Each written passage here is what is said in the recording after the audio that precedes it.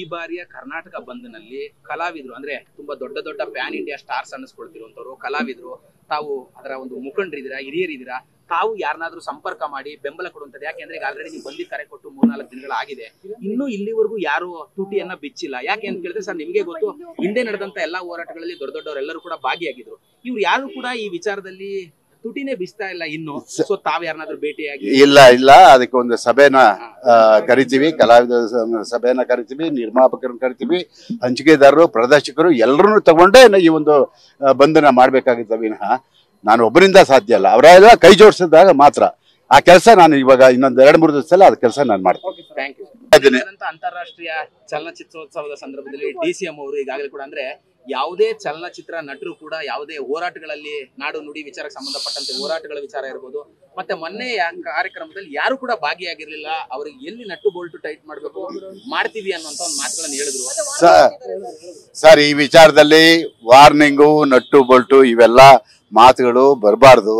ನಾವ್ ಯಾವತ್ತೂ ಕೂಡ ಚಲನಚಿತ್ರ ನಟರು ಹಲವಾರು ಸಂದರ್ಭದಲ್ಲಿ ಹೋರಾಟವನ್ನು ಮಾಡಿದ್ದಾರೆ. ಅದಕ್ಕೆ ಇವತ್ತು ಕೂಡ ದಾಖಲೆಯಾಗಿ ಯಾವ ಕನ್ನಡಿಗ ಎಲ್ಲಿವರೆಗೆ ಇರ್ತಾನೆ ಅಂತ ಒಂದು ಹೋರಾಟವನ್ನ ರಾಜಕಾರಣಿಗಳು ಗೋಕಾಕ್ ಚಳುವಳಿಯನ್ನ ಮಾಡಿ ಒಂದು ಸರ್ಕಾರವನ್ನ ಬೀಳಿಸುವಂತ ಶಕ್ತಿ ಚಿತ್ರರಂಗಕ್ಕೆ ಇತ್ತು ಅವತ್ತು. ಇವತ್ತು ಬರ್ದೇ ಇರ್ಬೋದು, ಅವರಿಗೆ ಅದರಲ್ಲಿ ನೋವಿರ್ಬೋದು. ಇವತ್ತು ನಾವು ಕೂಡ ಎಲ್ಲ ಕಲಾವಿದರು ಯಾರೇ ಆಗಿರ್ಬೋದು, ಈ ನಾಡಿನಲ್ಲಿ ಹುಟ್ಟಿದ ಮೇಲೆ ನಾವೆಲ್ಲರೂ ಕೂಡ ಈ ನಾಡಿಗೆ ಅನ್ಯಾಯವಾದಾಗ, ಭಾಷೆಗೆ ಅನ್ಯಾಯವಾದಾಗ ನಾವೆಲ್ಲರೂ ಕೂಡ ಸ್ಪಂದಿಸಬೇಕಾಗಿರೋದು ನಮ್ಮ ಕರ್ತವ್ಯ. ಅದು ಯಾರೇ ಆಗಿರಲಿ ಆ ಕೆಲಸ ಮಾಡಬೇಕಾಗಿದೆ. ಆದ್ರೆ ಮಾತುಗಳನ್ನ ಆಡೋವಂಥ ಸಂದರ್ಭದಲ್ಲಿ ಅದು ಅತಿರೇಕಕ್ಕೆ ಹೋಗೋದು ಬೇಡ. ನಿಮ್ಮ ನೋವು ನಮಗೆ ಗೊತ್ತಿದೆ. ಮಹದಾಯಿ ಹೋರಾಟದಲ್ಲಿ ನಾವೆಲ್ಲ ಭಾಗಿಯಾಗಿದ್ದೀವಿ ಅಂದ್ರೆ ಚಿತ್ರರಂಗ ಕಲಾವಿದರು ಬರ್ದೇ ಇರ್ಬೋದು.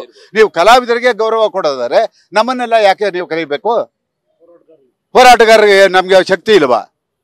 ಇದು ನಮ್ಗೆ ನೋವು. ಹಾಗಾಗಿ ನಿಮ್ಮ ನೋವು ನಮ್ಗೆ ಅರ್ಥ ಆಗ್ತಾ ಇದೆ.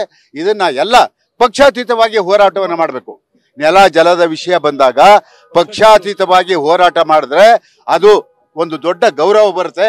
ಅದನ್ನ ಇವತ್ತು ನಾವೆಲ್ಲರೂ ಮಾಡಬೇಕಾಗಿದೆ. ಆ ಕೆಲಸನ ಇವತ್ತು ಕನ್ನಡ ಪರ ಹೋರಾಟಗಾರರು ನಾವು ಮಾಡ್ತಾ ಇದ್ದೀವಿ.